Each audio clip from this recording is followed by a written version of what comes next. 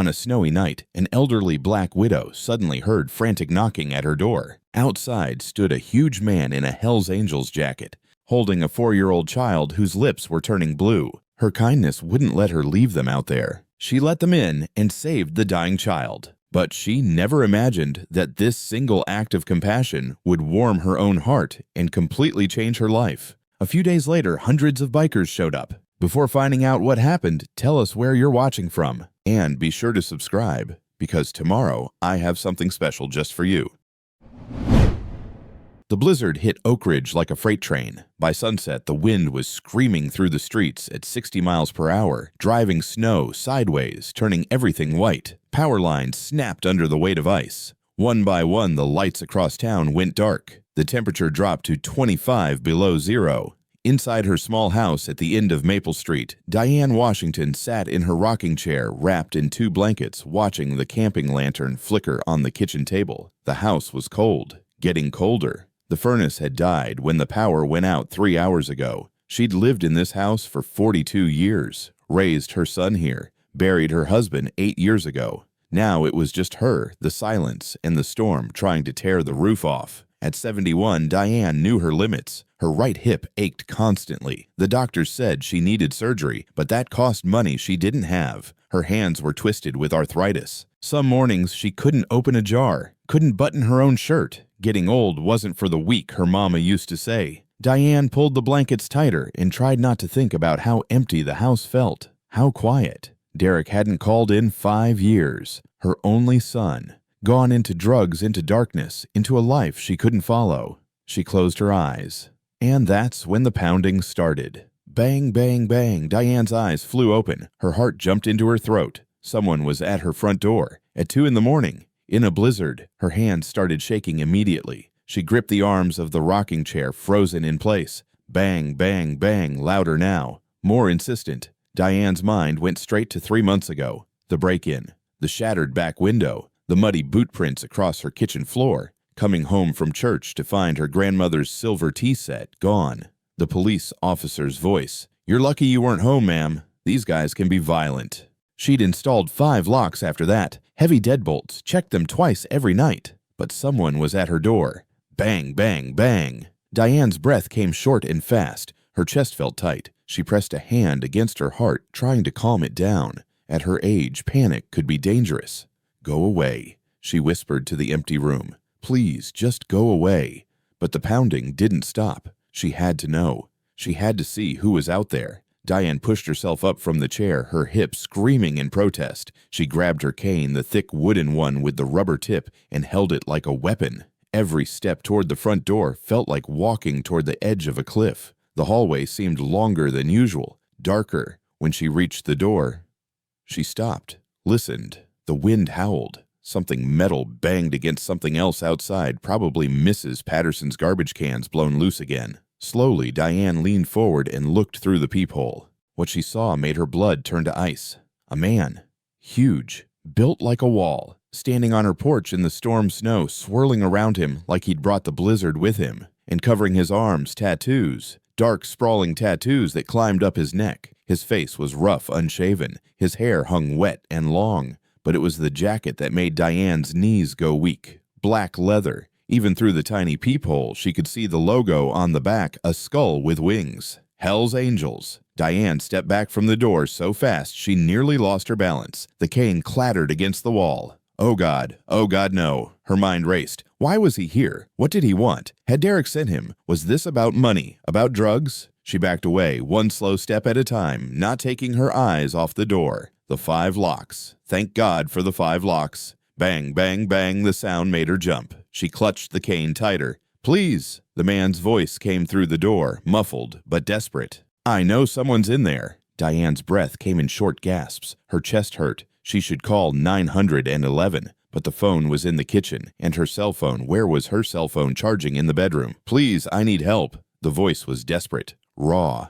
But Diane had seen enough crime shows. Criminals could fake anything. They'd say anything to get inside. She stayed frozen in the hallway, one hand pressed against the wall for balance, the other gripping her cane so hard her arthritic knuckles screamed. "Just go away. Please, just go away." "I'll leave," the man shouted. "I'll go." But please, can you just take him? Just take my son. Please. Diane's heart stuttered. Son. She stood there in the dark hallway, every instinct telling her to stay away, to not get involved, to protect herself. But something made her move forward. Something made her lean toward the peephole one more time.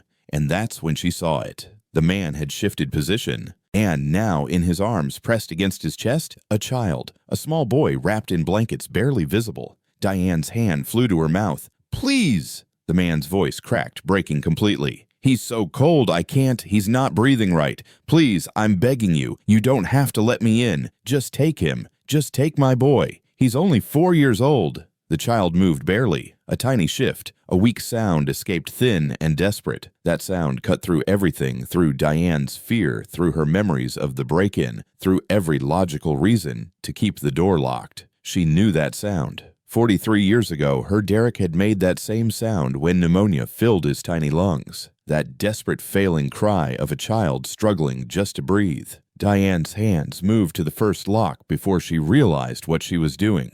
Thank you, the man sobbed from outside. Thank you, oh God, thank you. Her fingers fumbled with the second lock. The cold had made her joints stiff.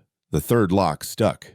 Come on, she muttered. Come on. The fourth lock, the fifth, the chain. She pulled the door open. The wind hit her like a punch, stealing her breath. Snow blasted into the hallway, covering the floor in seconds. The cold was so intense it burned. And standing on her porch was the biggest man she'd ever seen up close. 6'4", shoulders like a linebacker, arms thick with muscle under the leather jacket. His face was weathered, hard-covered in tattoos that crawled up his neck and disappeared under his collar. Hell's Angels patches covered the jacket skulls, flames, words she couldn't read in the dim light.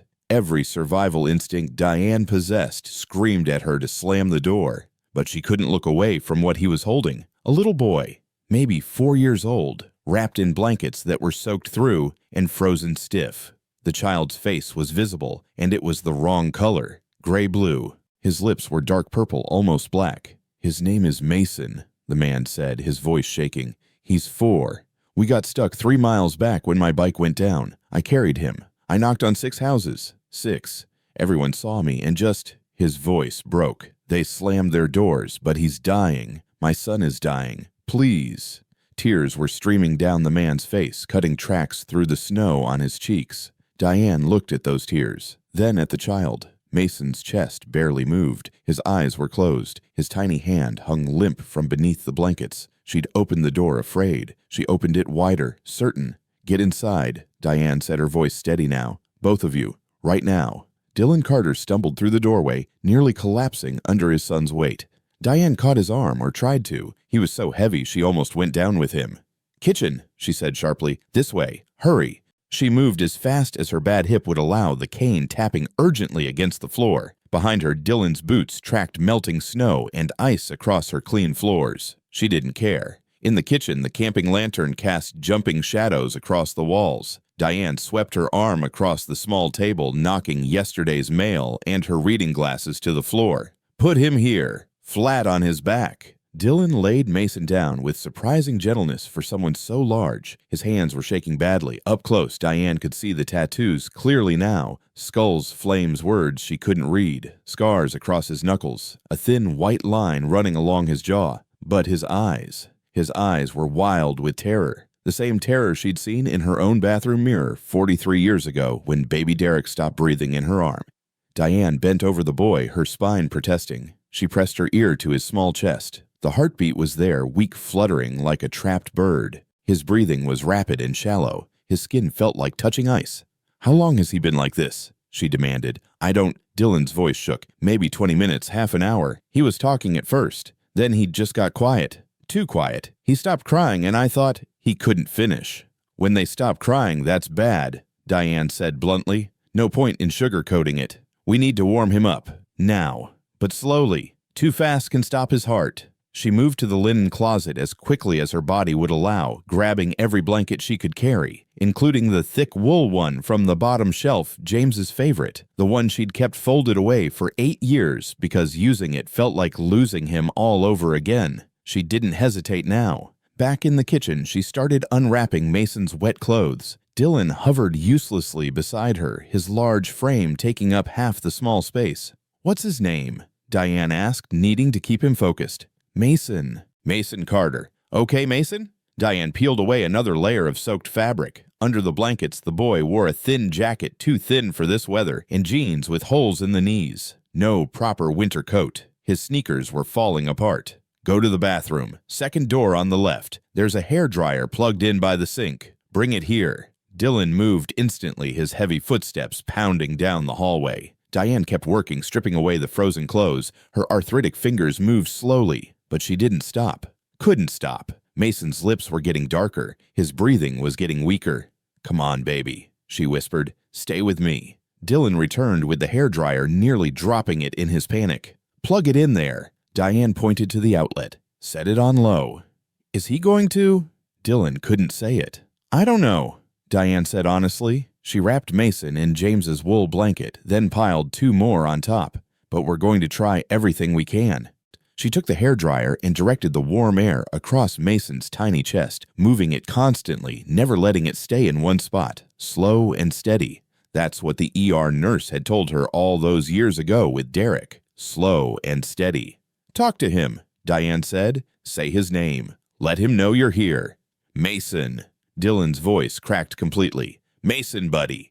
It's Daddy. I'm right here. You're safe now. This lady is helping us. You're going to be okay. You hear me?"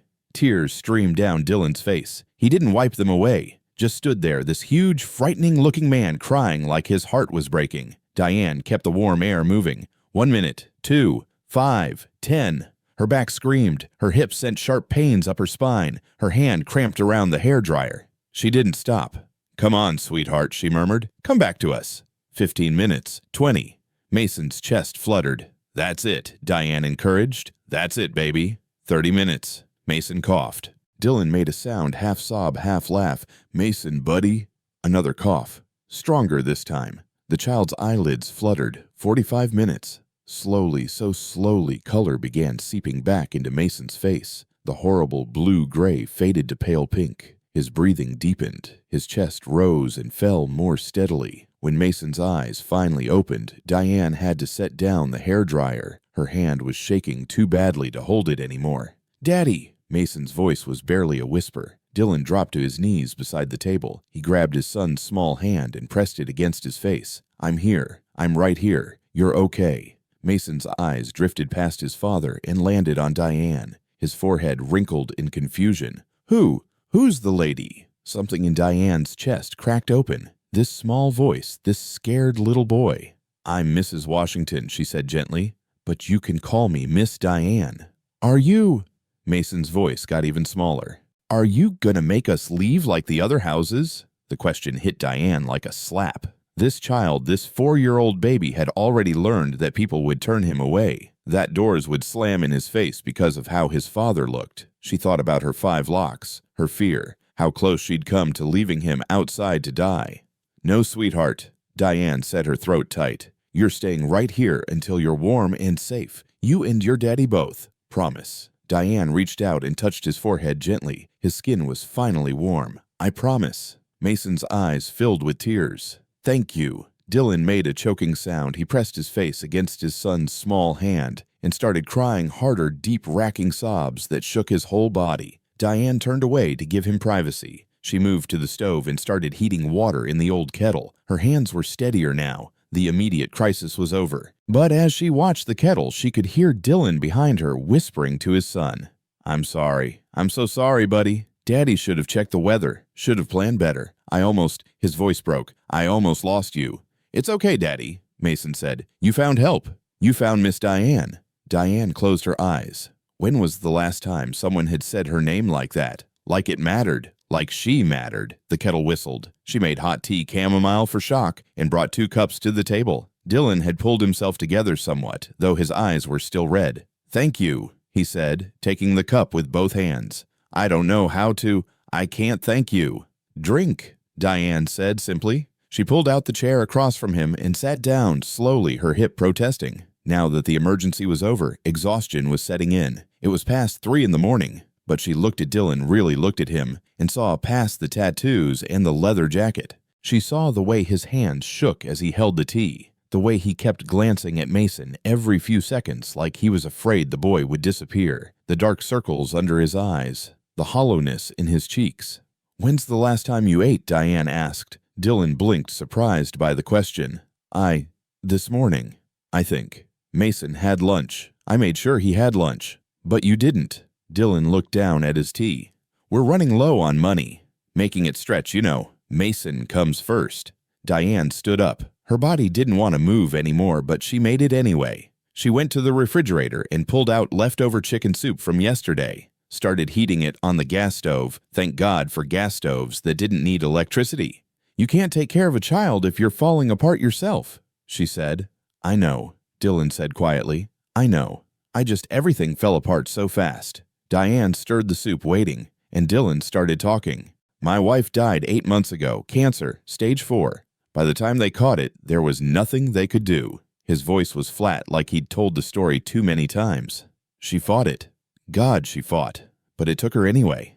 3 weeks after her funeral, I lost my job at the garage. Boss said I was taking too much time off, too distracted. Then we got evicted last week. The rent was too much. I just couldn't keep up." Diane set a bowl of soup in front of him. "Eat." Dylan picked up the spoon but didn't eat right away. "We've been staying with different people, friends. My buddy Jake, he's in the Hells Angels with me. He said there was a rally 2 towns over, said we could crash there for a week. Figure things out." He laughed bitterly. "Then this storm hit, bike went down on black ice, and suddenly I was carrying my son through a blizzard, knocking on doors, watching people look at me like I was some kind of monster." "Because of the jacket," Diane said. "Because of the jacket," Dylan confirmed. He finally took a spoonful of soup. "You know what the Hells Angels really are, in our chapter anyway. We're guys who've got nothing else. Jake lost both legs in Afghanistan. Tommy's wife left him and took the kids. Marcus is a recovering alcoholic trying to stay clean. We ride together. We look out for each other. That's it." He ate another spoonful, then another, like he couldn't stop now that he'd started. "We do charity rides for veterans. We volunteer at the soup kitchen. Last Christmas, we bought toys for 200 kids whose parents couldn't afford presents." His voice got rough.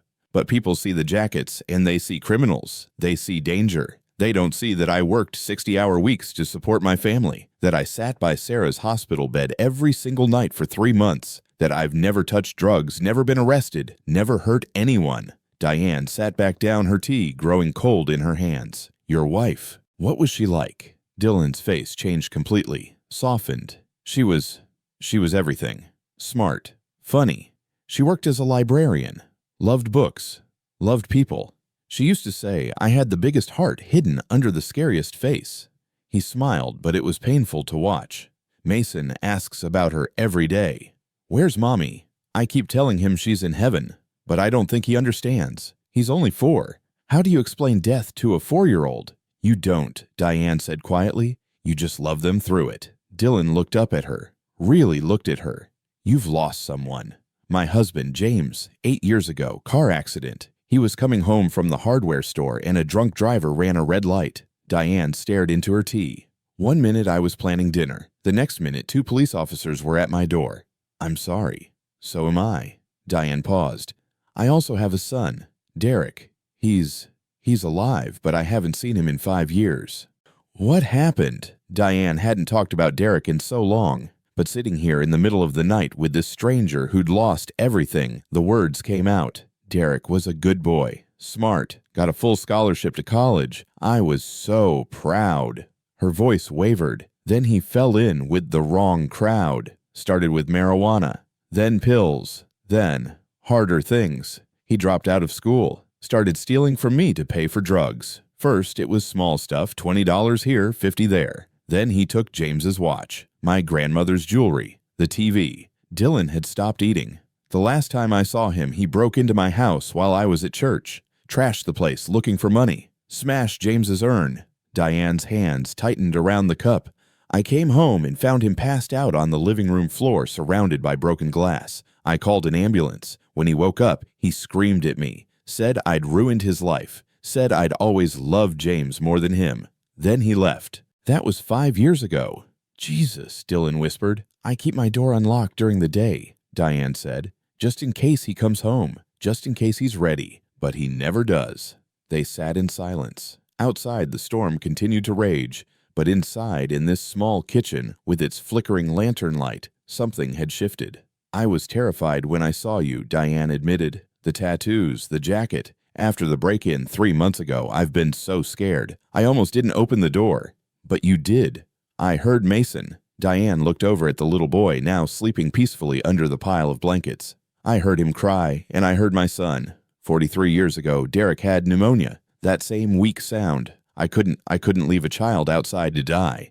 Dylan's eyes filled with tears again. You saved his life. You know that, right? If you hadn't opened that door. Don't. Diane said gently. Don't think about what didn't happen. He's here. He's alive. That's what matters. Dylan wiped his eyes with the back of his hand. Why are people like you so rare? Why couldn't any of those other 6 houses see past my jacket, see that I was just a scared father trying to save his son? Because people are afraid, Diane said. Fear makes us stupid, makes us cruel. Trust me, I know. I was afraid too. But you opened the door anyway. Because sometimes the right thing is the scary thing. Diane finished her cold tea. You know what I see when I look at you now. I see a man who carried his child 3 miles through a blizzard. A man who kept knocking on doors, even after 6 rejections. A man who would rather stand in the cold himself than let his son suffer. That's not a monster, Dylan. That's a father. Dylan covered his face with both hands. His shoulders shook. Diane reached across the table and put her weathered hand on his arm. Your wife chose right. She left Mason with a good man. They stayed like that for a long moment. 2 strangers connected by loss and love, and the simple act of one door opening in the dark. Finally, Dylan lowered his hands. Can I ask you something? Go ahead. When you lost your husband, when your son left, how did you keep going?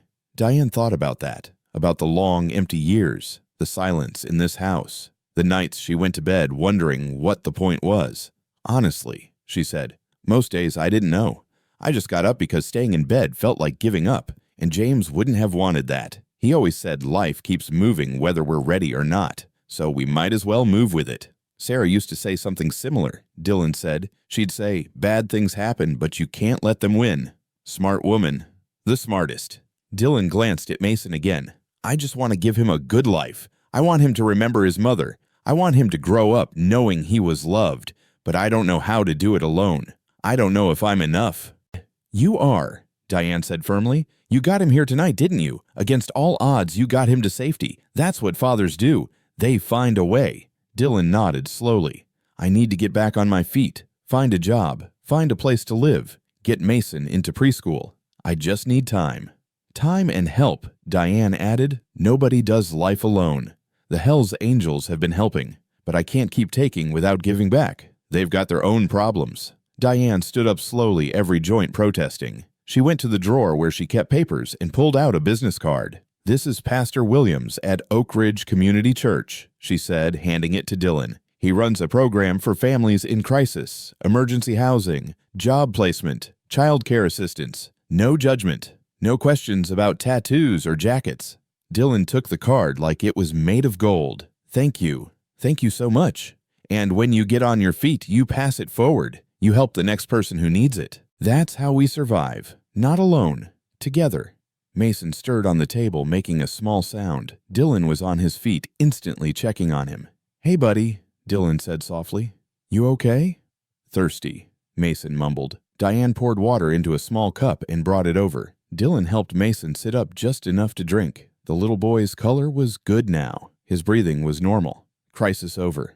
Can we stay here tonight, Miss Diane? Mason asked, his voice small and hopeful. It's really warm here, and you're really nice. Diane looked at this child who'd almost died on her kitchen table, at his father who'd carried him through a blizzard, refusing to give up. She thought about Derek, about the little boy he used to be before drugs stole him away, about the grandchildren she'd never have. Yes, she said, you can stay, just for tonight until the storm passes and you're both rested. Thank you, Mason said, his eyes already drifting closed again. Dylan mouthed the words over his son's head. Thank you. Diane nodded. She felt tears building in her own eyes now, but she blinked them back. She'd opened her door to a stranger in the storm. And somehow, in the process, she'd found something she thought she'd lost forever. Purpose. The storm finally quieted around dawn. Diane woke in her rocking chair, stiff and aching. Gray light filtered through the kitchen window. The camping lantern had burned out sometime in the night. At the table, Dylan sat slumped in his chair, one arm stretched protectively across Mason, who was still sleeping under the pile of blankets. Dylan's head was tilted back, mouth open, slightly deep asleep. Diane watched them for a moment, father and son, still here, still safe. She pushed herself up slowly, every joint protesting. Her hips sent a sharp pain down her leg. She gripped the counter for balance and waited for it to pass. The house was freezing. The power was still out. She needed to get the fire going in the wood stove. Dylan had mentioned he could help with that, but the man looked exhausted. Let him sleep a little longer. Diane moved to the window and looked out. Snow had buried everything. The street was invisible under white drifts. Mrs. Patterson's fence had collapsed. A tree branch had come down across the Hendersons' driveway. And Dylan's motorcycle, she could just make out the shape of it under the snow at the end of her walkway. He must have wheeled it there before knocking, before his world became nothing but carrying his dying son through the storm. Miss Diane. She turned. Mason was awake, his dark eyes watching her. "Good morning, sweetheart," Diane said quietly. "How do you feel?" "Better. Warm." Mason looked around the kitchen, taking everything in with a child's curiosity. "Is it still nighttime?" "No, baby. It's morning. The storm made everything dark." "Oh." Mason sat up carefully, trying not to wake his father. "Miss Diane, can I ask you something?" "Of course." "Why did you help us? The other people didn't." Diane came back to the table and sat down across from him. "Because it was the right thing to do." "But Daddy said people are scared of us because of his jacket." "People are scared of what they don't understand," Diane said. "But fear isn't a good excuse for turning away someone who needs help." Mason thought about this seriously. "My mommy wasn't scared of Daddy's jacket. She said it was just clothes." "Your mommy was right. She's in heaven now." Mason said it matter-of-factly the way children do. "Daddy says she's watching us, but I can't see her." Diane's throat tightened. "I know, baby. My husband is in heaven too. I can't see him either, but I still feel him sometimes." "Really?" "Really. When I make his favorite soup, I feel him. When I sit in his chair, I feel him. Love doesn't go away just because someone does." Mason considered this. "I miss my mommy." "I know you do." "Daddy misses her too. He cries sometimes when he thinks I'm sleeping." Diane reached across and gently touched Mason's hand. "Your daddy loves you very much. You know that, right?" "I know. He always makes sure I eat first, even when he's hungry." Something about the way Mason said it, so accepting, so used to it, broke Diane's heart. Dylan stirred his eyes, opening slowly. For a second, he looked confused. Then he saw Mason awake and alert, and relief flooded his face. "Hey, buddy, you okay?" "I'm good, Daddy. Miss Diane was telling me about her husband in heaven." Dylan's eyes met Diane's over his son's head. That was nice of her. "I should make breakfast," Diane said, pushing herself up. "The power's still out, but I've got a gas stove." "Let me help." Dylan stood up. "Please. You've done so much already. You know how to cook." "Sarah taught me. Said I needed to pull my weight." A sad smile. "I'm pretty good with pancakes." "Pancakes?" Mason's face lit up. "Daddy makes the best pancakes." "Well then," Diane said, "you'd better show me what you've got." They worked together in the cold kitchen. Diane pulled out flour, eggs, milk. Dylan found the mixing bowl without asking, moving efficiently despite the unfamiliar space. His hands were steady now, confident. "You really do know your way around a kitchen," Diane observed. "Sarah made sure of it. She said, 'Dylan Carter, if something happens to me, you're not feeding our son fast food every night.' So she taught me. Pancakes, spaghetti, meatloaf, chicken soup, the basics." "She was preparing you?" "Yeah." Dylan's voice got rough. "Yeah, she was. She knew. The last few weeks she made me write everything down. How she liked Mason's haircut, his favorite bedtime stories, what to do when he had nightmares. She was." He stopped focusing hard on mixing the batter. Diane put her hand on his arm briefly. "She sounds like a remarkable woman." She was.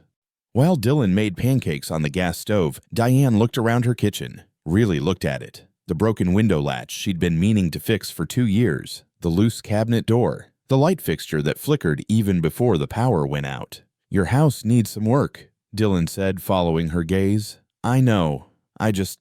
It's hard to manage everything on my own." "I could fix some of this stuff," Dylan offered. If you have tools, I'm good with my hands. That's what I did before I lost my job. I was a welder and a handyman, fixed everything from motorcycles to roof leaks. Dylan, you don't need to— Please, he interrupted. Please let me do something. You saved my son's life. Let me do this.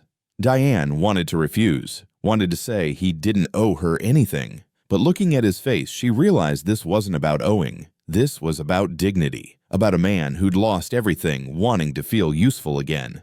Okay, she said, after breakfast. Mason ate 4 pancakes. Dylan ate 6. Diane managed 2, surprised by her own appetite. Afterward, Dylan went to work. He found James's old toolbox in the garage. Diane had forgotten it was even there. Within an hour, he'd fixed the window, latch tightened the loose cabinet door, and was examining the light fixture. Mason followed him around like a shadow, handing him tools, asking questions. Why are you fixing Miss Diane's house, Daddy? Because she helped us, buddy. When someone does something good for you, you do something good back. That's how we keep the world from being completely terrible. Oh, can I help? Sure, you can hold the flashlight, right there. Perfect. Diane sat in her rocking chair watching them work. This big tattooed man with his Hell's Angels jacket draped over a kitchen chair. This small boy in too thin clothes, moving through her house like they belonged there. It felt strange, but also right. Miss Diane, Mason called. Daddy says the Hell's Angels do good things. Is that true?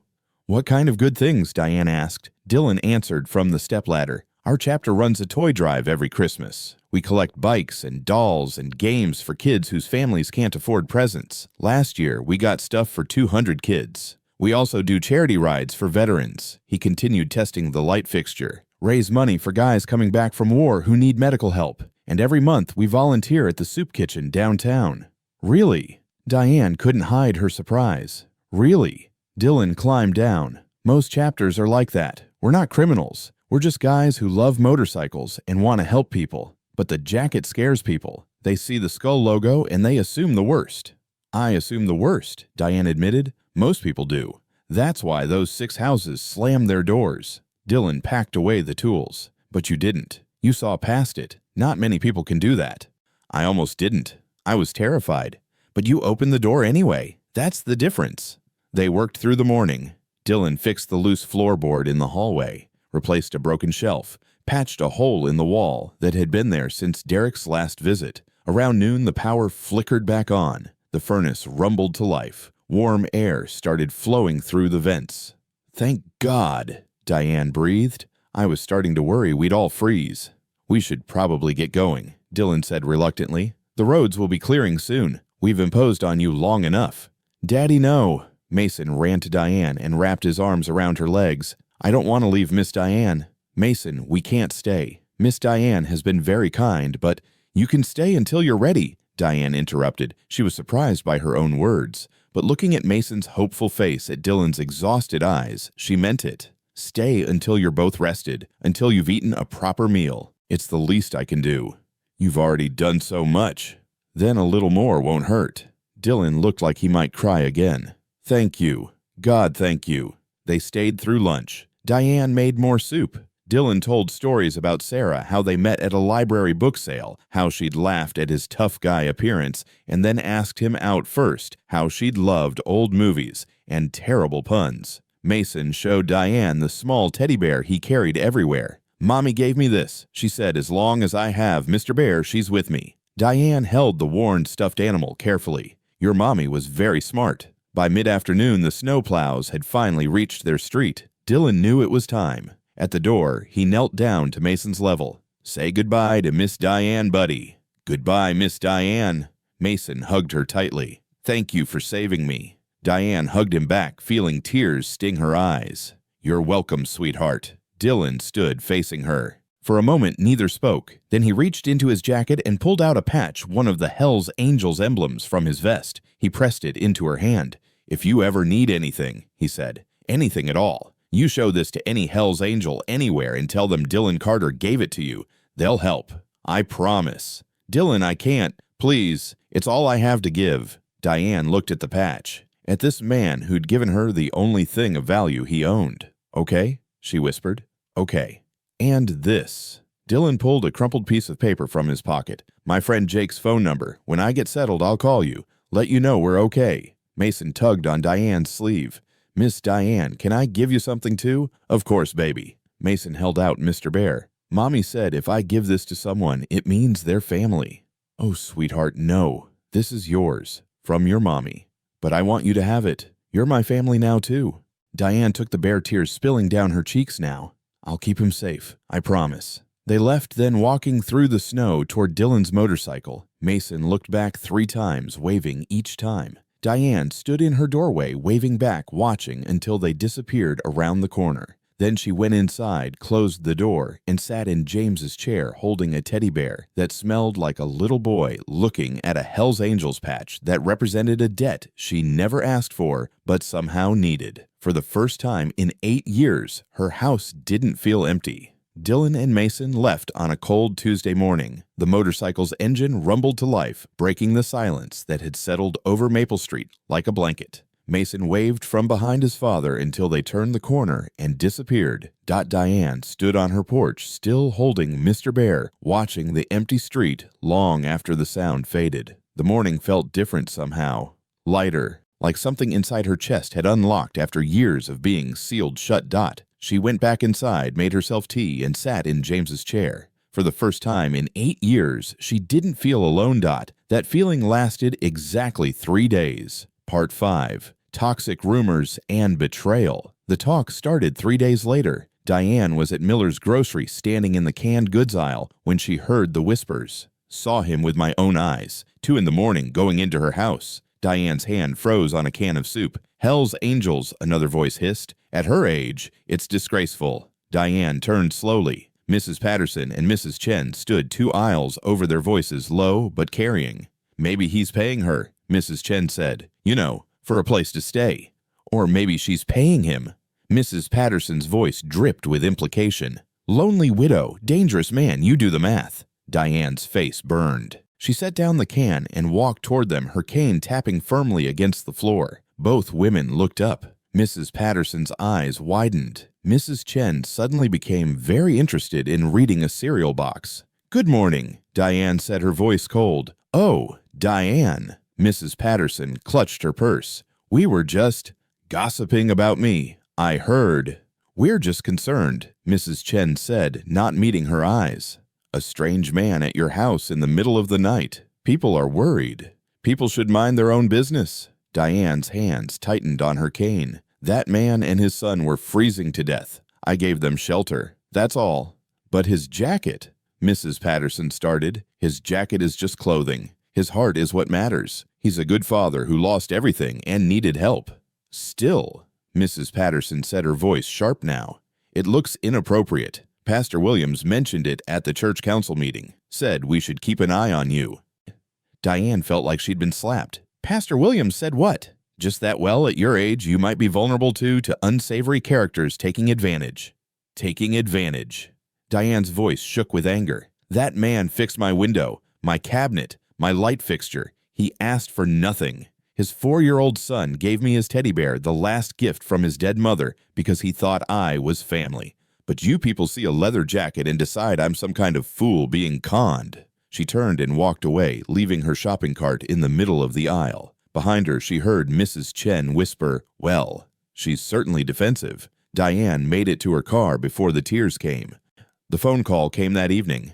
"Mrs. Washington, this is Pastor Williams." Diane gripped the phone. "Pastor, I wanted to reach out personally. Some congregation members have expressed concern about a situation at your home." "You mean the fact that I helped a dying child?" "I mean the fact that a Hell's Angels member was seen entering your home at 2 in the morning." Pastor Williams' voice was gentle but firm. "I'm sure your intentions were good, but appearances matter. The church's reputation."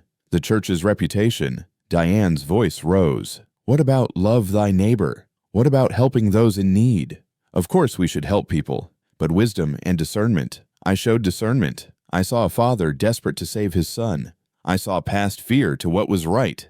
Perhaps. But Mrs. Washington, at your age, you need to be careful. These types of men can be manipulative." "Goodbye, Pastor." Diane hung up. She sat in her kitchen staring at Mr. Bear on the counter, at the Hell's Angels patch Dylan had given her. The doorbell rang. Through the peephole, she saw 3 teenage boys running away laughing. On her porch, painted in red spray paint across her welcome mat, Hell's Lover. Diane stood there for a long moment staring at the words. Then she got a bucket and started scrubbing. Her arthritic hands cramped, her hips screamed. The cold night air bit through her thin sweater, but she scrubbed. Across the street, she saw curtains move, Mrs. Patterson watching, not helping. Diane kept scrubbing. When she finally got the paint mostly faded, her hands were raw and shaking. She went inside, locked all 5 deadbolts, and cried for the first time since James died. 200 miles away, in a dim apartment that smelled of stale beer and cigarettes, Derek Washington sat at a card table with his girlfriend Jennifer. His phone buzzed. A text from his old friend Marcus. Dude, your mom's got a Hell's Angel living with her. Whole town's talking about it. She rich now or something. Derek stared at the message. What? Jennifer leaned over reading. Her eyes lit up. Your mom's got money. I don't know. Maybe. Derek's hand started shaking. Not from emotion, from need. He hadn't used in 6 hours. His skin felt too tight. Think about it, Jennifer said, her voice getting excited. Hell's Angels don't hang around broke old ladies. He's probably paying her, or giving her money from whatever they do, drug deals, or... My mom wouldn't. Your mom's old and lonely. Easy target for a con. Or maybe she's in on it. Jennifer grabbed his arm. Either way, there's money. Your inheritance, really. That house should be yours. Derek thought about the house, about growing up there, about his dad's workshop in the garage, about his mom's face the last time he saw her when he'd screamed that she'd ruined his life, about the watch he'd stolen, the jewelry, the TV. His stomach cramped. He needed something. Soon. We should go check on her, Jennifer said. Make sure she's okay. Make sure this guy isn't taking advantage. I don't know. Derek. Jennifer's voice hardened. When's the last time you saw your mother? 5 years. Don't you think it's time? And if she's got money now, money that should be supporting her son, not some criminal. She probably doesn't have anything. Then it's just a visit, a concerned son checking on his elderly mother. Jennifer smiled. What's wrong with that? Derek looked at his phone, at the empty beer bottles on the counter, at the eviction notice taped to the door, at Jennifer's face, calculating and cold. Okay, he heard himself say. Okay, we'll go tomorrow. The next morning, Diane received a letter in her mailbox. No stamp. Hand-delivered. You're a disgrace to this neighborhood. Consorting with criminals. Setting a bad example. Decent people don't associate with Hell's Angels. You should be ashamed. No signature. Diane folded the letter carefully and put it in her drawer with the others. 4 letters now. All anonymous. All vicious. She made coffee and sat at her kitchen table looking at Mr. Bear. I did the right thing, she told the empty room. I saved a child's life. The bear said nothing. Outside, she heard the school bus stop, heard children's voices. She went to the window and saw little Amy Chen from next door getting on the bus. Amy, who always waved at Diane every morning. Amy started to wave. Mrs. Chen grabbed her daughter's hand and pulled her away, glaring at Diane through the window. Diane let the curtain fall closed. She thought about Dylan and Mason, wondered where they were, if they'd found shelter. If Mason was warm. She hoped they were okay. She hoped they'd forgotten about her, about this small act of kindness that had somehow made her a pariah in her own neighborhood. She hoped they'd moved on to somewhere better, somewhere people didn't judge by jackets and tattoos and fear. But late that night, unable to sleep, Diane found herself holding the Hell's Angels patch Dylan had given her. If you ever need anything, she'd saved them. She hadn't known she'd need saving too. The next day, Derek and Jennifer climbed into Derek's beat-up Civic and started the 4-hour drive to Oak Ridge. Derek's hands shook on the steering wheel. He'd used that morning just enough to stop the shaking. Jennifer didn't know. She thought he'd been clean for 2 weeks. He hadn't been clean in 5 years. What are you going to say to her? Jennifer asked. I don't know. Hi, Mom. Sorry for disappearing. Make her feel guilty. Say you've been struggling, that you needed her and she wasn't there. That's not she was there. I left. Doesn't matter. Make her feel guilty enough she'll give us money just to make it right. Derek glanced at Jennifer. When had she gotten so mean? Or had she always been like this, and he'd been too high to notice? What if she doesn't have money? He asked. Then we take what she does have. That house has to be worth something, and if some Hell's Angel is paying her, there's got to be cash somewhere. I'm not robbing my mother. Not robbing. Taking what's rightfully yours. You're her son. That house should be your inheritance. Derek didn't answer, just drove. 4 hours later, they pulled onto Maple Street. Derek saw the house, his childhood home, smaller than he remembered, older, but the same. His stomach churned. From withdrawal or guilt, he couldn't tell anymore. "Remember," Jennifer said, "you're the victim here. She abandoned you." "She didn't abandon me. I left." "Whatever. Just get us inside." Derek sat in the car staring at the house where his mother lived alone, where she'd lived alone for 8 years waiting for him to come home, where he'd sworn he'd never go back. "Let's do this," Jennifer said, opening her door. Derek followed, his hands already starting to shake again. He still had his old key. She'd never changed the locks. That should have told him something. But by then, it was too late to listen. Derek used his old key at midnight. The sound of the lock turning echoed through the silent house like a gunshot. Diane jerked awake in her bedroom, her heart already racing before she was fully conscious. Someone was in her house. She reached for the phone on her nightstand, but her arthritic fingers fumbled it. The phone clattered to the floor. "Mom," Derek's voice came from the hallway, slurred, angry. "I know you're awake." Diane's blood turned to ice. Derek, her son, after 5 years. She sat up slowly, every instinct screaming danger. She knew that tone. She'd heard it before the last time he'd been here, when he'd destroyed everything. "Derek," her voice came out smaller than she wanted. "What are you doing here?" "Coming to see my mother. That a crime?" Footsteps in the hallway, heavy, unsteady, and lighter ones behind him. Someone else was with him. Diane managed to grab her cane and pull herself to her feet. She moved to the bedroom door just as Derek appeared. He looked terrible. Thinner than she remembered. His face was gaunt, eyes sunken and bloodshot, pupils too large. His clothes hung off him like he'd lost 20 pounds. Behind him stood a woman Diane had never seen. Bleached blonde hair, too much makeup, cold eyes that swept over Diane's bedroom like she was cataloging everything. "Derek," Diane gripped her cane. "It's the middle of the night. What's going on?" "What's going on?" Derek laughed, but there was no humor in it. "What's going on is I hear my mother's shacking up with Hell's Angels. Got money now. Got a boyfriend. But her own son 5 years and not a single call. You left. You told me you never wanted to see me again. Because you chose Dad over me, always Dad. Even after he died, it was still about him." "That's not true." "Where's the money, Mom?" Diane's stomach dropped. "What money?" "Don't play stupid." The woman stepped forward, shining her phone's flashlight around the room. "The whole town knows. Hell's Angel paying you." "Where is it?" "There is no money. A man and his son needed help. I gave them shelter for one night." "That's all." "Liar." Derek pushed past her into the bedroom, yanking open the closet. "I know you're hiding it. Where?" "Derek, please. You're not well. Let me help you. Help me." He spun around, and Diane saw the wildness in his eyes, the desperation, the sickness. "You never helped me. You threw me out. I called an ambulance when you overdosed on my living room floor. You're the one who left." Derek's face twisted. He shoved past her, heading for the hallway. "It's here somewhere. Check the kitchen, Jen." The woman Jennifer moved quickly, her flashlight beam dancing across walls. Diane heard drawers opening, things hitting the floor. "Stop." Diane followed as quickly as her bad hip allowed. "Stop it. There's nothing to find." She reached the kitchen to find Jennifer dumping out drawers, papers, and utensils scattering everywhere. Derek was in the living room pulling books off shelves, tipping over furniture. "Derek, please." Diane's voice broke. "There's no money. I live on Social Security. I can barely afford groceries." "Then why was that biker here?" Derek turned on her, and for a moment, she saw her little boy buried under the rage and addiction. But only for a moment. "Why's the whole town talking about you and him?" "Because he needed help. His son was dying. His son." Derek's laugh was bitter. "Always someone else's son, someone else's kid you care about more than your own. That's not fair." "Fair." Derek moved toward her, and Diane stepped back instinctively. "Fair is me growing up watching you cry over Dad every single day. Fair is me trying to be enough for you and never measuring up. Fair is you having money for that dead guy's medical bills, but nothing left for my college when I needed it. We used everything for your college. You had a full scholarship, Derek. You threw it away."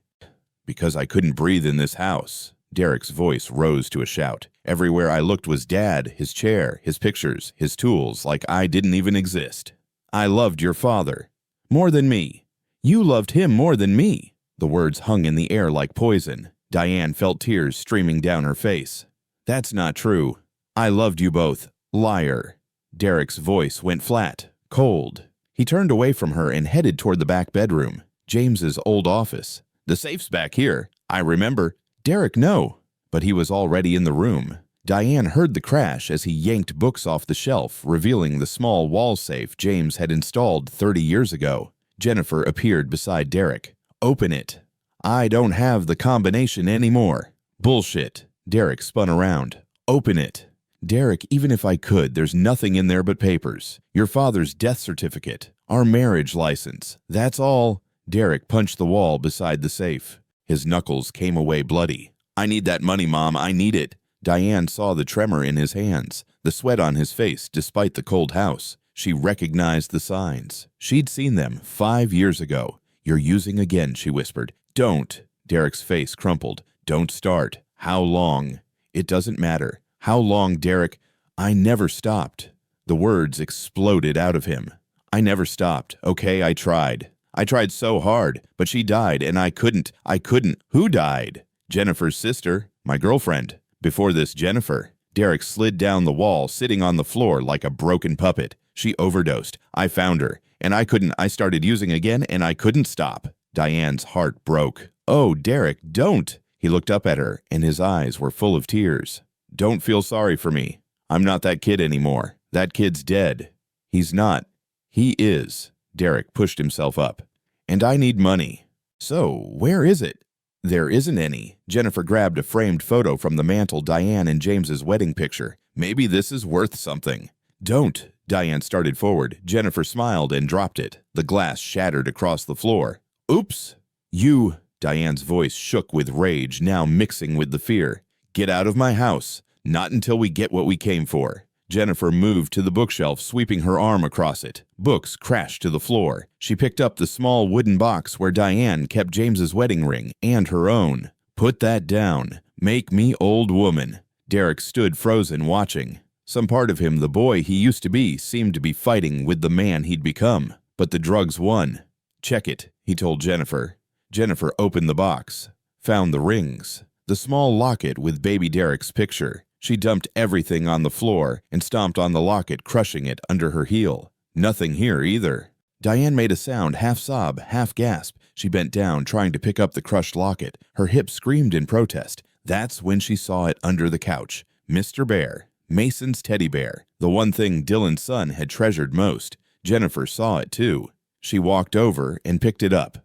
"What's this?" "The biker's kid leave his toy." "Put it down." Diane's voice was steel now. "That doesn't belong to you." "Doesn't belong to you either." Jennifer held it up, examining it. "Looks old, probably worthless." "Put it down."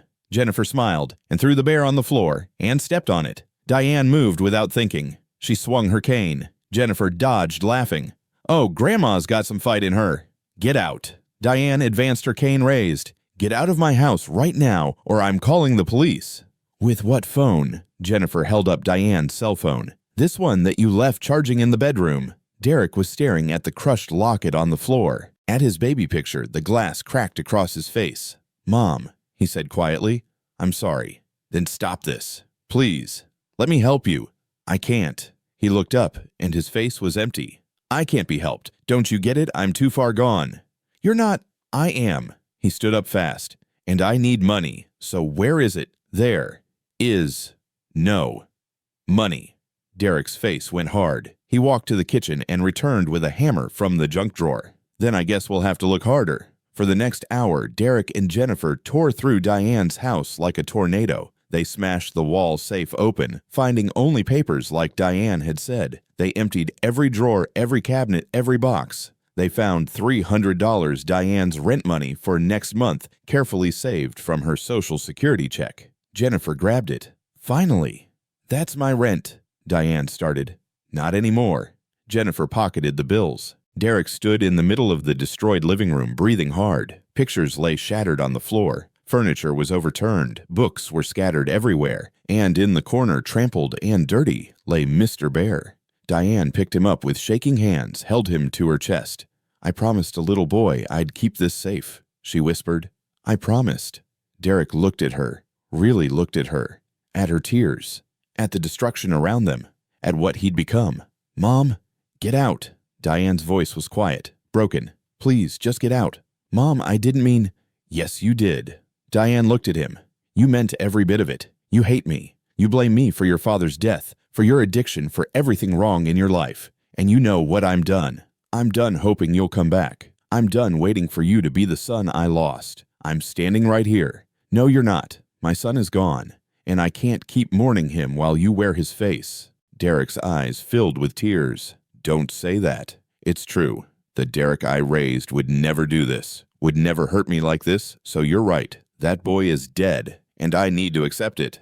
Something in Derek's face broke completely. He turned and walked toward the door. Jennifer followed, stuffing the money in her purse. "Pleasure meeting you." They left. The door closed. Diane stood in the ruins of her home holding a dirty teddy bear and finally let herself collapse. She sat on the floor among the broken glass and scattered memories and cried for everything she'd lost. Her husband, her son, her illusions that love was enough to save someone. Outside, Derek sat in his car, hands shaking on the steering wheel. "That went well," Jennifer said, counting the money. Derek said nothing, just stared at the house where his mother was sitting alone in the dark. He started the car and drove away. He didn't look back. But 2 weeks later, when he was in the worst of withdrawal, when Jennifer had taken the money and left him, when he was lying on a dirty floor in a friend's apartment, thinking about ending it all, he would remember his mother's face, and he would finally make a call. But that night, driving away through the dark streets of Oak Ridge, Derek thought only one thing: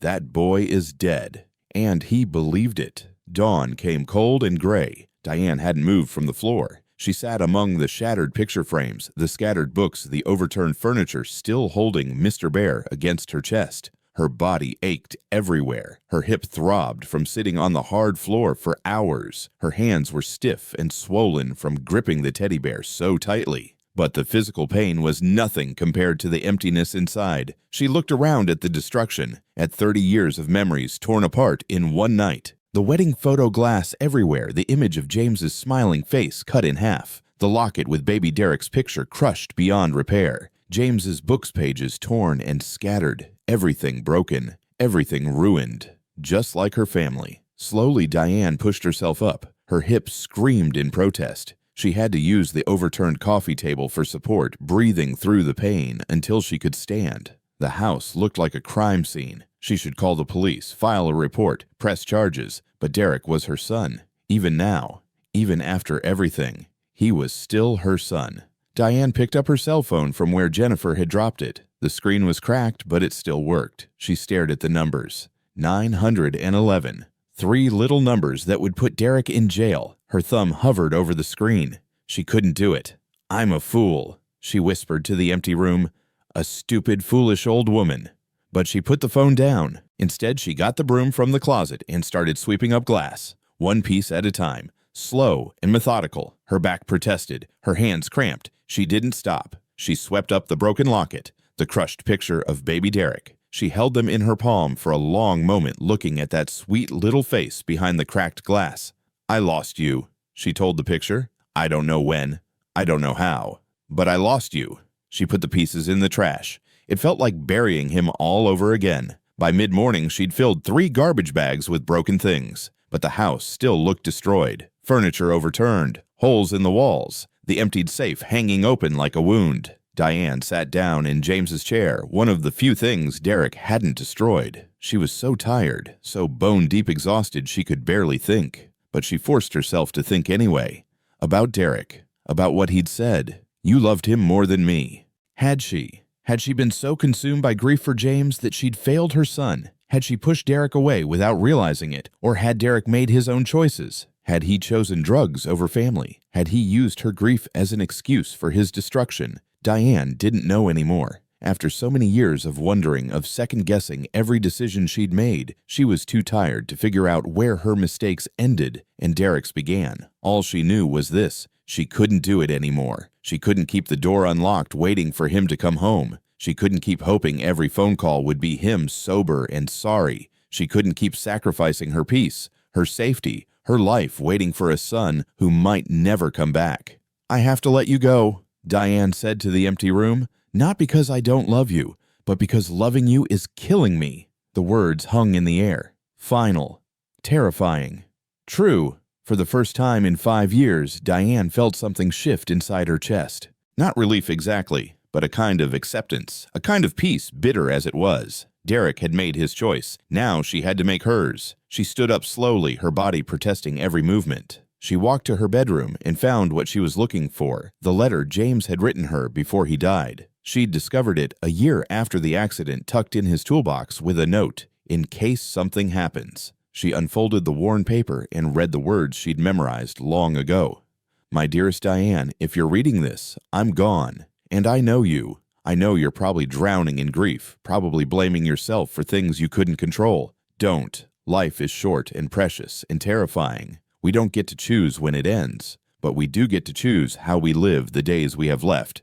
Don't let grief turn you into someone I wouldn't recognize. Don't let pain make you small and scared. Don't let sadness steal the rest of your life. Live, Diane, for both of us. Live big and brave and full. I love you. Always." James. Diane read the letter 3 times. Then she folded it carefully and put it back in the drawer. "Okay," she whispered. "Okay, James. I'll try." She spent the rest of the day cleaning. Not everything, she couldn't fix everything in one day. But she picked up what she could. She taped the torn photograph back together, even though the crack across James's face would always be visible. She salvaged what books she could. She picked up Mr. Bear, brushed off the dirt, and set him carefully on the mantel next to James's picture. "I'm sorry, Mason," she told the stuffed animal. "I tried to keep you safe." At 3 o'clock, there was a knock on the door. Diane froze. Her first instinct was fear, Derek coming back. But when she looked through the peephole, she saw Mrs. Patterson standing on the porch holding something. Diane almost didn't open the door. After the gossip, after the judgment, after watching her scrub spray paint off her porch without offering help, why should she? But she was tired of fear, tired of anger, tired of letting other people's cruelty make her cruel too. She opened the door. Mrs. Patterson looked shocked. "Diane, I came to—" She held out a basket covered with a cloth. "I made too many muffins. Thought you might want some." Diane looked at the basket, at Mrs. Patterson's face, shame written clearly across it. "You don't make too many muffins," Diane said quietly. "You're apologizing without saying the words." Mrs. Patterson's face crumpled. "I'm sorry. I'm so sorry. I saw your house last night. I saw your son and that woman leaving. I saw what they did. And I realized," her voice broke, "I realized I've been so cruel to you. You helped someone who needed help, and I judged you for it. I'm ashamed." Diane took the basket. "Thank you." "That's it. Just thank you." "What do you want me to say, Eleanor? That it's okay? That the gossip and the spray paint and the judgment didn't hurt?" Diane's voice was tired. "It hurt. It hurt badly, but I'm too tired to be angry anymore. So, yes. Thank you for the muffins. And thank you for apologizing." Mrs. Patterson nodded, tears in her eyes. "If you need anything, I'll ask." Diane started to close the door, then paused. "Eleanor, the man I helped, his name is Dylan. He's a widower with a 4-year-old son. He's one of the kindest men I've ever met, and he wears a Hell's Angels jacket. Both of those things are true." She closed the door gently. Inside, Diane set the muffin basket on the counter. She wasn't hungry, but it was something. A small crack in the wall of isolation the town had built around her. That night, Diane sat in James's chair with Mr. Bear in her lap and made herself a promise. "I'm not going to wait for Derek anymore," she said out loud. "I'm not going to keep living like a ghost in my own life. I'm going to live, really live, even if it's scary, even if it hurts. I'm going to choose me." It was the hardest decision she'd ever made, harder than burying James, harder than watching Derek walk away 5 years ago, because this time she was choosing to close a door that she'd kept open through sheer force of hope. She was choosing to let go of a son who might still someday want to come home, but she couldn't keep sacrificing herself on the altar of that maybe. Diane looked at James's picture, at Mr. Bear, at the Hell's Angels patch still sitting on her kitchen counter. "I did the right thing," she said firmly. "Helping Dylan and Mason was right. And choosing to live my own life now, that's right too." She went to bed that night with all 5 locks secured, but for the first time in weeks, she slept soundly, because she'd finally stopped waiting for someone else to save her. She'd decided to save herself. Diane was in the backyard trying to plant the tulip bulbs she'd bought before winter hit. Her hands shook as she dug into the half-frozen soil. The work was too hard for her arthritis, but she needed to do something, needed to feel like she was building instead of just surviving. She'd spent the last 4 days putting her house back together piece by piece. The furniture was upright again, the books were back on shelves, but the holes in the walls remained. The broken safe hung open, some things she just couldn't fix alone. That's when she heard it, a low rumble in the distance, getting closer. Diane's heart jumped. She knew that sound. Motorcycles. She stood up slowly, dirt on her knees, and listened. The rumble grew louder and louder. Not just one bike, many. She walked around to the front of the house, her pulse racing. Coming down Maple Street was a line of motorcycles, black leather, chrome gleaming, Hell's Angels patches visible even from a distance. But it wasn't just 10 or 20 bikes. It was more than she could count. 50, 70, more still turning the corner. The entire street filled with the thunder of engines. Diane's legs went weak. She gripped the porch railing for support. What was happening? The lead motorcycle pulled up to her house and stopped. The rider cut the engine and pulled off his helmet. Dylan. Diane's throat closed up. He was here. He'd come back. Behind him, a smaller figure climbed off the bike. Mason, wearing a tiny helmet, his face breaking into a huge smile when he saw her. Miss Diane. He ran toward her, arms outstretched. Diane barely had time to brace herself before Mason crashed into her, wrapping his small arms around her waist. She stumbled, caught herself, held him tight.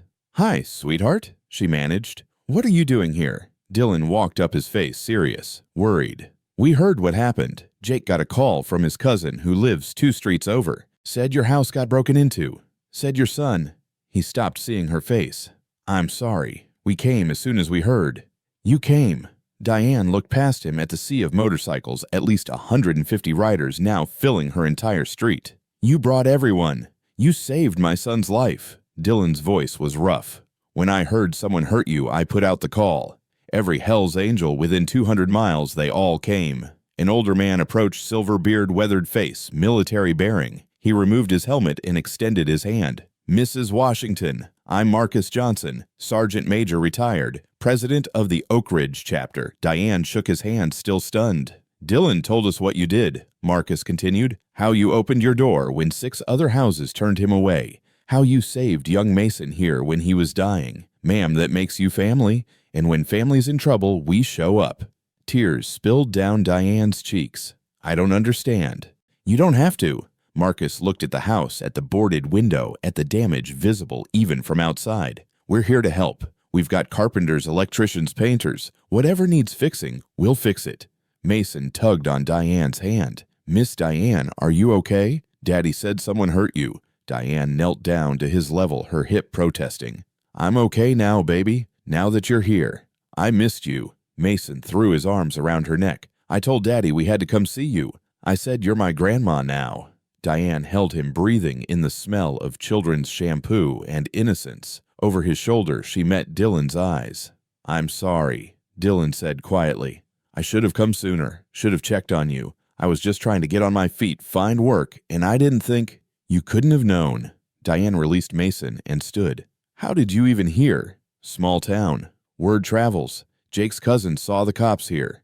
"I didn't call the cops." Dylan's expression changed. "You didn't report it." Diane looked away. "It was my son. I couldn't put him in jail." Understanding crossed Dylan's face. Then sadness. "The son you told me about, Derek. He needed money. For drugs. He took everything I had." Her voice broke. $300. My rent money. And he destroyed." She couldn't finish. Dylan saw Mr. Bear sitting on the porch, dirty and damaged. His jaw tightened. "He hurt Mr. Bear. I tried to keep him safe. I promised Mason." "Hey," Dylan put his hand on her shoulder. "You did keep him safe. You kept my son safe. That's what matters." Mason ran to the porch and picked up his teddy bear. He hugged it tight, then brought it to Diane. "Mr. Bear still loves you, Miss Diane. He's just a little dirty." "We can fix that," Dylan said. "We can fix everything." He turned and raised his hand. Instantly, the engines cut off. Silence fell over the street. "Listen up," Dylan's voice carried. "This is the woman who saved my son's life. Her name is Mrs. Diane Washington, and as of right now, she's under our protection. We're going to fix this house. We're going to make it better than it was. And we're going to make sure everyone in this town knows you mess with her, you mess with all of us." A cheer went up from the assembled riders. Diane watched in amazement as they organized themselves with military precision. Toolboxes appeared, lumber, paint. Within minutes, they were swarming over her house like a well-trained crew. Marcus approached again. "Ma'am, we'd like your permission to do some upgrades. New locks, security system, maybe reinforce that back door." "I can't afford. It's already paid for. Consider it a gift from the club." He paused. "Dylan told us about your son. We're sorry. Some of our guys have been where he is. If he ever wants help getting clean, we know people. Good programs. No judgment." Diane nodded, too overwhelmed to speak. Dylan guided her to a chair someone had set up in the front yard. Mason climbed into her lap immediately. "You don't have to do this," Diane said. "Yes, we do." Dylan knelt beside her chair. "You think you saved us that night, but you did more than that. You saw past the jacket, past the tattoos, past everything people judge us for. You saw a father trying to save his son. Do you know how rare that is?" "I just did what anyone would." "No." Dylan's voice was firm. 6 houses before yours, 6 families who saw me and decided I wasn't worth their time, decided my son wasn't worth their compassion. You were the only one who opened the door." He reached into his jacket and pulled out a patch, the same Hell's Angels emblem he'd given her before. "I gave you this as a promise. I said if you ever needed anything, any Hell's Angel would help. I meant it. But I'm giving you something else, too." He pulled out another patch, different special. "This is an honorary member patch. Only 15 people in 50 years have received one. You're the 16th. Diane stared at the patch. It was beautiful, detailed, clearly handmade with care. "Mrs. Washington," Marcus said, stepping forward, "you're not just someone we're helping. You're one of us now. The Hell's Angels take care of their own. And you, ma'am, are family." Around the yard, the other riders had stopped working. They all turned to face her. As one, they removed their helmets and bowed their heads. A sign of respect, of honor. Diane couldn't hold back the tears anymore. They came in great shaking sobs. Mason held her tighter. "Don't cry, Miss Diane," he whispered. "We're here now. We're going to take care of you." Dylan put his hand over hers. "That's right. You're not alone anymore." And looking at the sea of leather-clad bikers, at the man who'd become like a son, at the little boy who'd become like a grandson, Diane realized something. She'd lost her family, her husband, her son, but somehow in the darkness she'd found a new one. Not by blood, but by choice, by compassion, by the simple act of opening a door when everyone else kept theirs closed. "Thank you," she whispered. "Thank you all." Marcus smiled. "Thank us by letting us work. This house is going to be the best-looking one on the street when we're done." They went back to work. The sound of hammers, saws, and laughter filled the air, and for the first time since Derek left, Diane's house felt alive again. Across the street, curtains moved, Mrs. Patterson watching, and beside her, Mrs. Chen, and the Hendersons, and others, watching a street full of Hell's Angels rebuild one woman's life, watching their assumptions crumble, watching and learning that sometimes the people who look the most dangerous are the ones with the biggest hearts. By noon, Diane's street looked like a construction zone. Trucks had appeared. Someone knew someone who ran a hardware store. Someone else had a friend in lumber. Supplies materialized as if by magic. The Hell's Angels worked with the efficiency of a military operation, which made sense when Diane learned that at least 40 of them were veterans. Marcus Johnson directed the work like the sergeant major he'd been. "Tommy, you and your crew take the roof. Sarah, check that electrical panel. Jake, I need you on the back door frame. It's completely shot." Sarah Martinez, the only woman rider Diane had seen, approached with a toolbox. She was maybe 40 with kind eyes and arms covered in intricate tattoos. "Mrs. Washington, I'm going to check your breaker box. Dylan said your lights were flickering even before the power outage." "You're an electrician." "Nurse, actually. But my dad was an electrician. Taught me everything." Sarah smiled. "Most people see the jacket and tattoos and assume I'm trouble. Last week, someone called security at the hospital where I work because they thought I was trying to steal drugs. I was just coming in for my shift." Diane touched Sarah's arm. "I'm sorry that happened. It happens all the time. That's why what you did opening your door for Dylan, it means everything. You didn't see the jacket. You saw the person." Sarah went to work on the electrical panel. Within an hour, she'd rewired half the house and fixed the flickering lights that had plagued Diane for years. Dylan was everywhere, fixing the window frames, patching holes in the walls, installing new locks. Mason followed him around, handing him tools and chattering constantly. Miss Diane. Mason ran over to where she sat on the porch. Come see what Daddy's doing. He pulled her inside to the living room. Dylan had just finished repainting the walls a warm cream color that made the room feel bigger, brighter. I hope this color's okay, Dylan said. Jake had extra paint from a job. It's perfect. Diane's voice caught. The room hasn't looked this good since James painted it 20 years ago. We're not done yet. Dylan pointed to the corner. We're going to build you some new shelves, better than the old ones, and Tommy's reinforcing your front door. New deadbolts, better locks. Dylan, this is too much. It's not enough. He set down his paintbrush. When I think about your son coming in here, destroying your things, taking your money, his jaw tightened. You deserved better. You deserve people who protect you, not hurt you.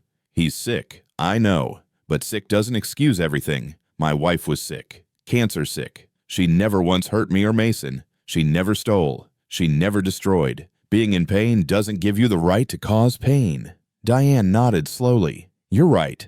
I think I've been making excuses for him for too long. Because you love him. That's what parents do. Dylan's expression softened. But loving someone doesn't mean letting them destroy you. Around 2 o'clock, someone fired up a grill. Suddenly, the smell of hamburgers filled the air. More people arrived, not riders but neighbors, bringing potato salad, coleslaw, drinks. Mrs. Patterson came with a huge platter of cookies. Mrs. Chen brought homemade spring rolls. The Hendersons carried a watermelon. They approached cautiously, unsure of their welcome after weeks of gossip and judgment. Marcus saw them and called out, "Food's for everyone, grab a plate." Mrs. Patterson approached Diane tentatively. I hope it's okay that we came. It's okay. Diane meant it. The anger had burned out, leaving only exhaustion. We were wrong about you, about them. Mrs. Patterson gestured at the Hells Angels working on the house. They've been here all day, not asking for anything, just helping. That's who they are, Diane said simply. By 3 o'clock, word had spread through Oak Ridge. More people came, some curious, some genuinely apologetic. Pastor Williams arrived looking uncomfortable. Mrs. Washington, I owe you an apology. Yes, you do. Pastor Williams flinched at her bluntness. I judged you. I listened to gossip instead of asking you directly what happened. That's not what a pastor should do. No, it's not. I'd like to make it right. Perhaps you could speak at church next Sunday about compassion, about not judging people by their appearance. Diane considered it. Only if Dylan comes with me, and Marcus, and anyone else who wants to come. If you want me to speak about not judging, then the church needs to see who they've been judging. Pastor Williams swallowed hard. Of course. Yes, they're all welcome. At 4 o'clock, Marcus called everyone together in the front yard. The work was done. Mrs. Washington, he said formally, your house is ready for inspection. They'd transformed everything. New paint inside and out, new windows, reinforced doors with commercial-grade locks, security cameras at every corner. The roof had been patched, the electrical system upgraded. Even the front porch had new boards and fresh paint. But it was the small touches that made Diane cry. Someone had planted flowers in her garden tulips like she'd been trying to plant. Someone had hung new curtains. Someone had built a beautiful wooden shelf in the living room and arranged all her books by color. And in the center of the mantel, in a place of honor, sat Mr. Bear, cleaned, repaired, looking almost new. Mason wanted to fix him for you, Dylan said softly. Sarah sewed up the tears. We washed him. He's not perfect, but he's perfect, Diane whispered. Mason appeared at her side. Do you like him, Miss Diane? I love him. She picked up the bear and hugged it. Thank you, sweetheart. Marcus stepped forward with a wooden plaque. We made you something. The plaque read, Diane Washington, Mother of Angels, below it smaller, in recognition of compassion, courage, and seeing the person behind the jacket. We'd like to hang this by your front door, Marcus said, so everyone who comes here knows what kind of woman lives in this house. Diane couldn't speak, could only nod. They hung the plaque with ceremony. Every Hell's Angel present signed their name on the back. Then Marcus pulled out an envelope. One more thing. We took up a collection. Every chapter within 300 miles contributed. I can't accept money. It's not a gift. It's a fund. Marcus handed her the envelope. $7,500. We're setting up the Diane Washington Family Emergency Fund for single parents who need help, for families facing eviction, for kids who need winter coats. You'll manage it. Decide who needs it. We'll keep contributing every year. Diane opened the envelope with shaking hands. Inside was a check and a letter explaining the fund. "You saved one family," Marcus said. "Now you can save many." The crowd around them, Hell's Angels neighbors, even Pastor Williams, began to clap. Diane looked at all of them, at Dylan and Mason standing close, at Sarah wiping tears from her eyes, at Marcus standing at attention like the soldier he'd been, at a street full of people who'd proven that family isn't about blood. It's about showing up, about doing the work, about choosing to love even when it's hard. "Thank you," she managed. "Thank you all." "No, ma'am," Marcus said. "Thank you. You reminded us why we do this, why the club exists, to help people, to be family when family fails, to show the world that leather jackets and tattoos don't define a person's heart." As the sun set, they had a celebration. Music played, people ate. Mason ran around with the neighborhood kids who'd finally been allowed to come over and play. Dylan sat beside Diane on her newly repaired porch steps. "You changed my life," he said quietly. "You know that, right?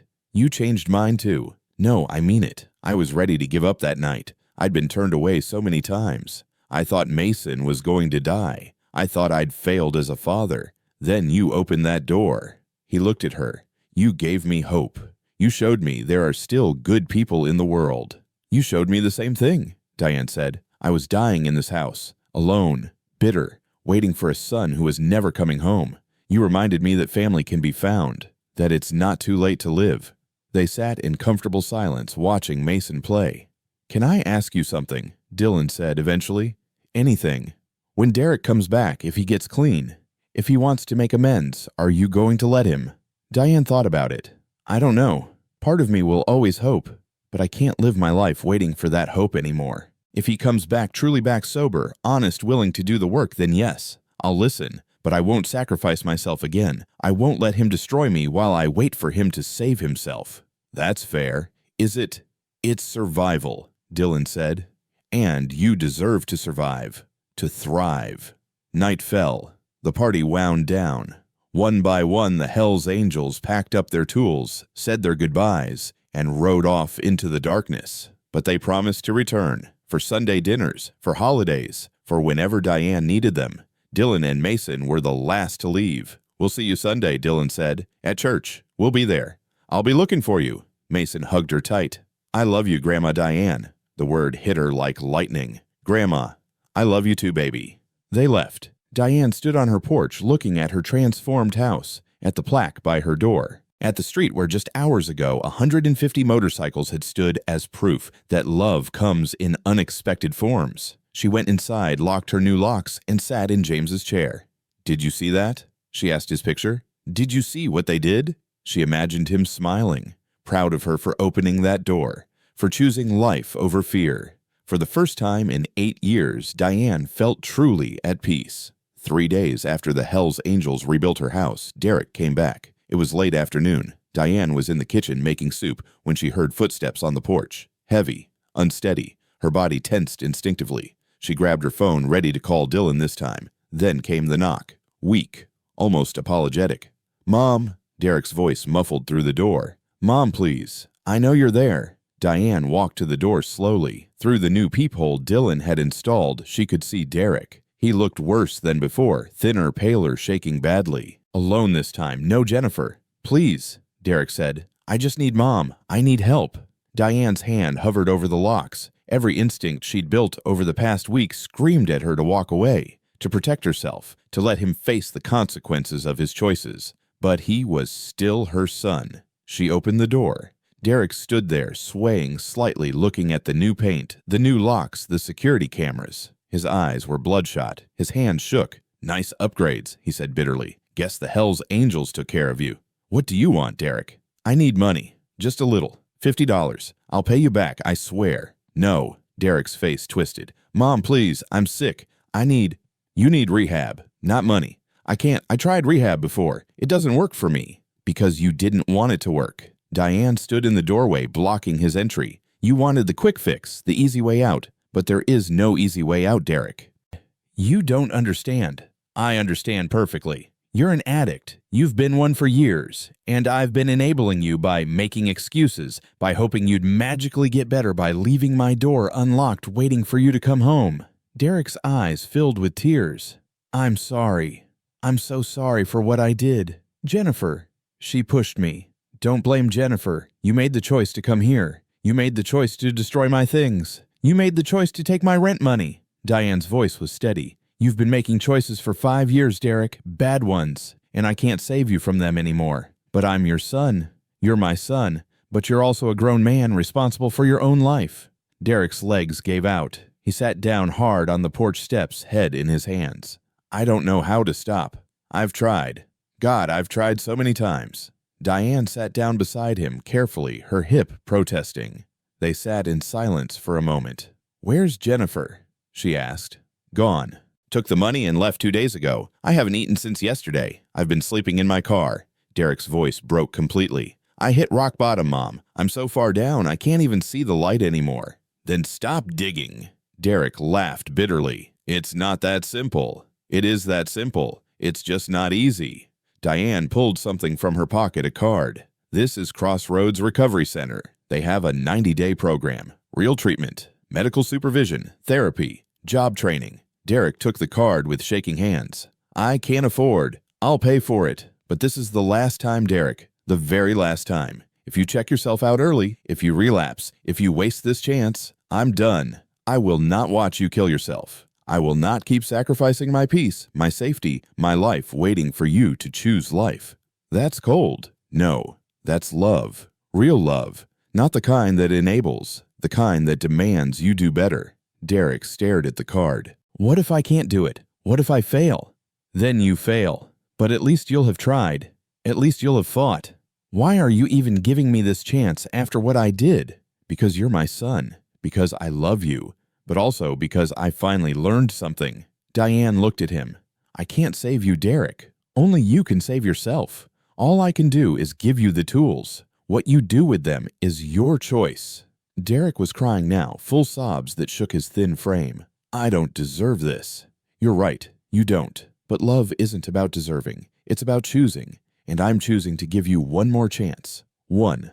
A motorcycle rumbled up the street. Derek's head jerked up, fear crossing his face. Dylan pulled up to the curb and cut the engine. Mason hopped off the back. Miss Diane. Mason started running toward the porch, then stopped when he saw Derek. Who's that? Dylan walked up slowly, his eyes on Derek. Assessing. Protective. Dylan, this is my son. Derek. Diane's voice was steady. Derek, this is Dylan Carter, the man whose life you dismissed as worth nothing. Derek looked at Dylan, at the Hells Angels jacket, the tattoos, the muscular frame. Then at Mason, holding his father's hand. You're the one Mom helped, Derek said quietly. She saved my son's life. Dylan's voice was cold. While your town was slamming doors in our faces. I heard. Derek's voice dropped to a whisper. I'm sorry. For what I said. For what I thought about you. I don't need your apology. Your mother does. Derek turned to Diane. Mom, I'm sorry. I'm so sorry for everything. For the things I said, for destroying your house, for stealing from you. For the last 5 years. For, his voice broke. For not being the son you deserved. I don't need you to be perfect, Diane said. I need you to be honest. I need you to try. Mason stepped forward, looking at Derek with a child's curiosity. Are you Miss Diane's son, the one who's sick? Yeah, kid. I'm sick. My mommy was sick too. She died. Mason said it matter-of-factly. But she said being sick doesn't mean you can be mean. Even when she hurt really bad, she was still nice to me. The simple truth from a 4-year-old hit harder than any lecture. Derek's face crumpled. You're right. Your mom was right. I have no excuse. Dylan stepped forward and extended his hand. Dylan Carter. Derek looked at the offered hand, then took it. Derek Washington. Your mother is one of the strongest people I've ever met, Dylan said. She deserves better than what you've given her. I know. So do better, or leave her alone. Dylan, Diane said gently. No, he's right. Derek stood up unsteadily. I need to do better. I need to... He looked at the card in his hand. I need to go to this place. Get clean. Really clean this time. I'll drive you, Diane said. No, I need to do this myself. If I can't even get myself to rehab, how am I going to stay sober? Derek pulled out his phone. I'll call them. Get admitted today if they'll take me. He walked to the end of the driveway, phone to his ear. Dylan sat down beside Diane. Mason climbed into her lap. Are you okay? Dylan asked quietly. I don't know. Ask me in 90 days. What if he doesn't make it? Then I'll know I tried everything I could, and I'll let him go. Diane's voice was firm. "I'm done setting myself on fire to keep him warm." Derek came back, phone in hand. "They have a bed. They said I can come now. They'll do intake tonight." "Okay." Diane stood slowly, Mason sliding off her lap. She walked to Derek and took his face in her hands. "I love you. I've always loved you. But love isn't enough anymore. You have to do the work." "I know. I will. I promise." Derek hugged her, and for a moment, she felt her little boy in her arms again. The sweet child before drugs, before pain, before everything went wrong. Then he pulled away. "If I make it through this, if I get clean, can I come home?" Diane thought carefully. "If you get clean and stay clean, if you do the work, if you prove you're committed, then yes, we'll talk." "But Derek, this isn't about coming home. This is about saving your life. I understand." Derek walked to his car. He turned back once, lifted his hand in a small wave, then drove away. Diane watched until his car disappeared. "Do you think he'll make it?" Dylan asked. "I don't know, but I hope so. God, I hope so." Mason tugged on her hand. "Miss Diane, why was your son so sad?" "He's been making bad choices for a long time, sweetheart. Now he's trying to make better ones." "Oh, like when I wouldn't share my toys and Daddy said I had to learn to be better. Exactly like that." "Okay." Mason accepted this with a child's simple wisdom. "Can we have dinner now? Daddy made spaghetti." They went inside, Diane, Dylan, and Mason, a family not by blood, but by choice. Later that night, after Dylan and Mason left, Diane sat in James's chair with Mr. Bear in her lap. "I let him go," she told James's picture. "Our son. I gave him one last chance, and then I let him go." She imagined James nodding, proud of her for choosing herself, for learning that love sometimes means stepping back, that you can't save someone who won't save themselves. 2 weeks later, Derek called from Crossroads. "I'm still here, Mom. I'm staying. It's hard, but I'm staying. I'm proud of you. Don't be proud yet. I'm just taking it one day at a time. That's all any of us can do." 3 months later, Derek called again. "I'm graduating the program. 90 days sober. I did it," Diane cried. Can I come see you?" "Yes. But Derek, I need you to understand something. I'm not the same person I was. I have a life now. Friends. People who depend on me. I won't let you disrupt that." "I understand. I just want to show you I can be better. That I am better." When Derek came to visit, he looked different. Healthy, clear-eyed, 30 pounds heavier. He cried when he saw the house, the repairs, the plaque by the door. "They did all this for you. They did all this with me, because I opened my door when everyone else closed theirs." Derek met Dylan and Mason, shook Dylan's hand, apologized again. "I judged you," Derek said, "based on your jacket. I'm sorry. People judge, but your mom didn't. She saw past it. Maybe you can learn to do the same." Derek helped Diane in her garden. They talked, really talked, about James, about the past, about the future. "I'm not moving back home," Derek said. "I'm getting my own place, a job, staying in the program." "Good. But can I visit sometimes?" "Yes, as long as you stay clean." "I will, I promise." Diane didn't fully trust the promise, not yet, but she saw something in Derek's eyes that hadn't been there before: determination, hope. Maybe he'd make it, maybe he wouldn't, but she'd done all she could, and that finally was enough. 3 months passed like a gentle exhale. Diane stood in her kitchen on a Sunday morning watching Dylan make pancakes while Mason set the table. This had become their routine Sunday breakfast together, then church, then the rest of the day spent however they pleased. "Grandma Diane, I drew you something at school." Mason held up a picture, 4 people holding hands. "That's you, me, Daddy, and Uncle Derek." Diane looked at the drawing. Derek stood slightly apart from the others, but he was there, still part of the picture. "It's beautiful, sweetheart." Derek had been clean for 45 days now. He called every week, visited twice a month. He was living in a sober house across town, working at a warehouse, attending meetings daily. He looked healthy, sounded clear. Diane didn't let herself hope too much, but she didn't despair either. She'd learned to exist in the space between not waiting, not expecting, just accepting whatever came. The doorbell rang. Mrs. Patterson, right on time. "Morning, Diane. I brought muffins for the fund meeting." The Diane Washington Family Emergency Fund had helped 12 families so far. They met monthly to review applications. Mrs. Patterson volunteered as treasurer. Mrs. Chen managed outreach. Pastor Williams served as a reference checker. The town had changed. Or maybe Diane's place in it had changed. People waved when she walked down the street. Kids called her Miss Diane.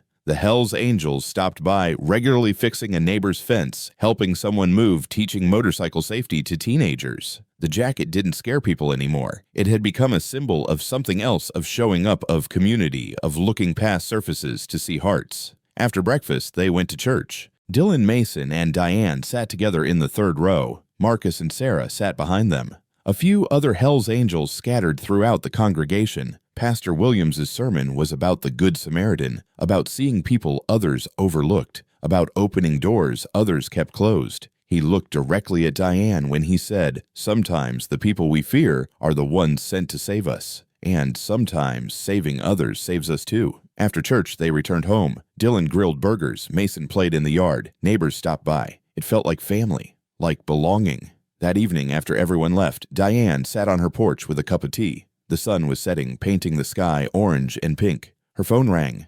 Derek's number. "Hi, sweetheart."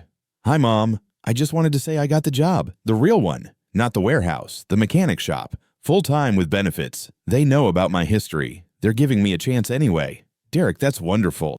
I also wanted to tell you," his voice got thick, "I'm 47 days sober today. 47 days of choosing to be better. And I know it's not enough to make up for 5 years. I know I have years of making amends ahead of me, but I'm doing it, one day at a time. I'm proud of you. Don't be proud yet. Just keep believing I can do it, even when I don't believe it myself. I will." After they hung up, Diane sat in the gathering darkness, thinking about the journey that brought her here. She'd opened her door one terrifying night to a stranger in a storm. She'd saved a child's life. She'd been judged, gossiped about, betrayed by her own son. But she'd also found family in unexpected places. She'd learned that love isn't always soft. Sometimes it's setting boundaries, saying no, choosing yourself. She'd discovered that the people society fears most are often the ones with the biggest hearts. A motorcycle rumbled up the street. Dylan coming back. "Forgot Mason's backpack," he explained, jogging up the porch steps. "It's on the kitchen table." Dylan grabbed it, then paused. "You okay? You look thoughtful." "I was just thinking about that night. The blizzard. You knocking on my door. The night that changed everything." "Yes," Diane smiled. "I was so scared, but I opened the door anyway. And I'll be grateful for that every day of my life." Dylan sat down beside her. "You know what Mason said today? He said, 'Daddy, I don't remember Mommy's face anymore, but I remember her love because Grandma Diane shows me what it looks like.'" Tears filled Diane's eyes. "He said that. He did. You've given him something I couldn't, a grandmother's love, a sense of family beyond just me. You've given me the same thing, a reason to live fully instead of just existing." They sat in comfortable silence as darkness fell completely. "I should go," Dylan said finally. "But I'll see you Tuesday. Mason wants to help you plant those roses. I'll be here." After he left, Diane went inside. She looked at Mr. Bear on the mantel, at the Hells Angels honorary patch framed on the wall, at the plaque by her door that read, "Mother of Angels." She looked at James's picture. "I did it," she told him. "I lived, just like you asked me to. I lived big and brave and full." She imagined him smiling. That night, Diane slept peacefully in her safe repaired house, her 5 new locks secured, her security system active, but more than that, her heart finally at peace. She'd opened her door to a stranger and found a family. She'd let go of a son and given him space to save himself. She'd learned that love isn't about holding on. It's about knowing when to open your hands. And in the morning, she would wake up and live another day. Not waiting for anyone, not afraid of anyone, just living. Because that's what James had asked. That's what she'd promised Dylan and Mason. That's what she'd finally learned to do for herself. The door was always open to those who needed help, but it was also strong enough to close against those who would cause harm. And Diane Washington, 71 years old, widow mother grandmother by choice, had finally learned the difference. Join us to share meaningful stories by hitting the like and subscribe buttons. Don't forget to turn on the notification bell to start your day with profound lessons and heartfelt empathy.